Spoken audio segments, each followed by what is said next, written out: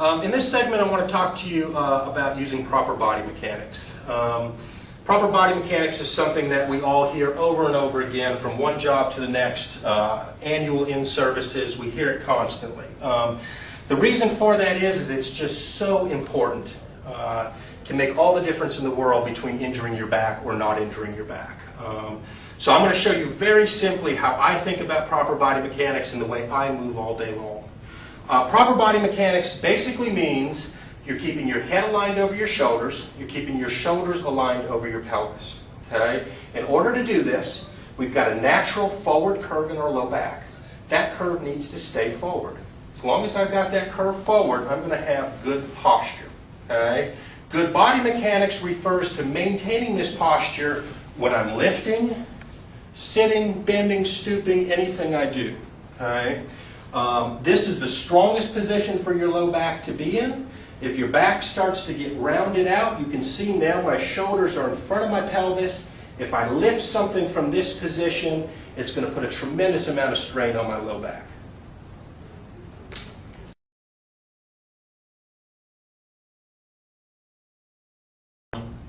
All right, in this segment, we're going to demonstrate how to reposition someone in a wheelchair. It's very common around here that we find folks who have slid down in their wheelchair and they're having a very difficult time getting back in it. Okay? I'm going to show you a couple different ways to get them back in there safely. If we've got two people, the easiest thing to do is for me to have her cross her arms around her chest. I'm going to get up underneath her arms, and on 3, 1, 2, 3, we're going to lift and go back. Okay? That's the easiest way to do it if we've got two people. If I'm by myself, go ahead and slide out to the edge here again. I've got two different things I can do. First of all, I want to let her move as much as she can. So if she's able to, what I'm going to do is brace her knees and her feet. I'm going to have her lean towards me, and then I'm going to ask her to push herself back and scoot back in the chair.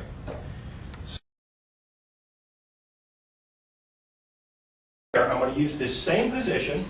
I'm going to block the knees, I'm going to block the feet, I'm going to pull her towards me, but this time I'm actually going to lean her, and as I lift just slightly with my hands, I'm pushing with my knees and sliding her back into the chair.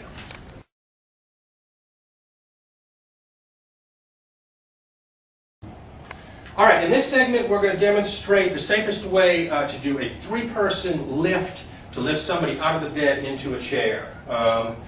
One thing we've done here is we've already positioned the chair, okay? But when we do a three-person lift, instead of putting this chair at an angle like we would do for our stand and pivot transfer, we're going to put this chair parallel to the bed. We're going to get the seat parallel to where her bottom is, and we're going to get it as close to the bed as we can comfortably get it. The other thing we've done is we've removed the armrest so that we don't have to lift her over the top of it. And we've reclined the backrest back just a little bit so that we don't have to pick her up so hard as we slide her over. Okay? We're going to use a draw sheet to do this lift. And the first thing we're going to do is we're going to move her right to the edge of the bed. So on 3, let's slide right to the edge of the bed. 1, 2, 3. Right there. Okay? The person on this side of the bed has got the toughest job in terms of maintaining proper body mechanics. The only way to do it is to literally get up in the bed to do this, okay? I want to maintain this good curve in my low back. I've got her upper body, Lena's got the other side. One person's going to be down at the knees and the feet. Now the person at the knees and the feet can use the draw sheet, or they can cradle all the way up underneath the knees, however they're more comfortable doing that. Okay? We're going to go on 3, and we're going to move her over to the chair. Okay, 1, 2, 3.